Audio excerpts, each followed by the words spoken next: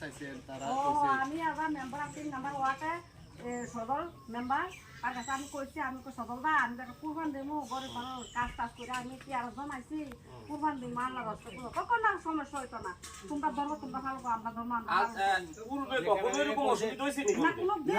কোনো অসুবিধা হয়েছে না কুরবান দিছি তো আপনারা যে কুরবানি দেওয়ার আগে তারপরেও আপনারা প্রধানের কাছে জানাইছেন মেম্বারের কাছে জানাইছেন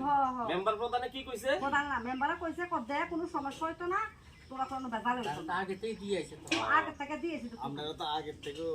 মেম্বার প্রধান আমরা অবৈ দিছে হ্যাঁ হ্যাঁ পারমিশন দিছে মানুষ কিন্তু এই বছরই প্রথম এরকম ঘটনা ঘটে এই এখনে কালকা থেকে এরকম আর কোনদিন এরকম বেজাল হইতো না মসজিদের সাথে আপনাদের কোনোদিন অন্যরকম খারাপ ব্যবহার ট্যাবহার হয়েছে তারা মারছে আমার একবার মানে আমি বিলুনে বিয়া করছি আর আমার বউরে বিয়া সব কোনা দিছি আর এবার ওই দিয়া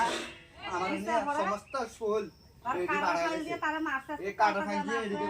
লেবুর বাসা বানছে সুতা লাগাইছে বান্ধা পিছু বান্ধিয়ে রাখতে দিছে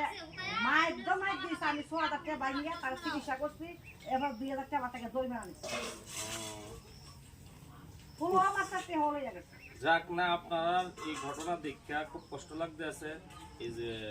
আপনারা একটা সেফটি আশ্বস্ত করেছি ওদের হয়ে প্রয়োজনে যদি পুলিশ প্রশাসন যদি স্ট্রিক্টলি অ্যাকশন না নেয় আমরা সেটা আগামী দিনে রাজ্যের বৃহত্তর আন্দোলন আমরা গড়ে তুলব নাগরিক অধিকার মঞ্চ জানে কিভাবে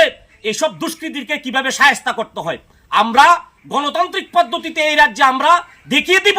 কিভাবে দুষ্কৃতি কিভাবে দমন করতে হয় এই জন্য আমরা আইনের উপর ভরসা আছেন প্রশাসনকে আমরা সম্মান করি রাজ্য সরকারের দৃষ্টি আকর্ষণ করছি বারবার ঘটনা ঘটে যাচ্ছে রাজ্য সরকার একটা নীরবতা ভূমিকা পালন করছে আমরা এই রাজনগরের মাটি থেকে আমরা রাজ্যের প্রশাসন এবং রাজ্য সরকারকে বলছি এইসব দুষ্কৃতীকে যদি আপনারা এইভাবে ছাড় দেন আগামী দিন এই রাজ্যের শান্তি সম্প্রীতি বিনষ্ট হবে এই জন্য শান্তি সম্প্রীতিকে ফিরিয়ে আনার জন্য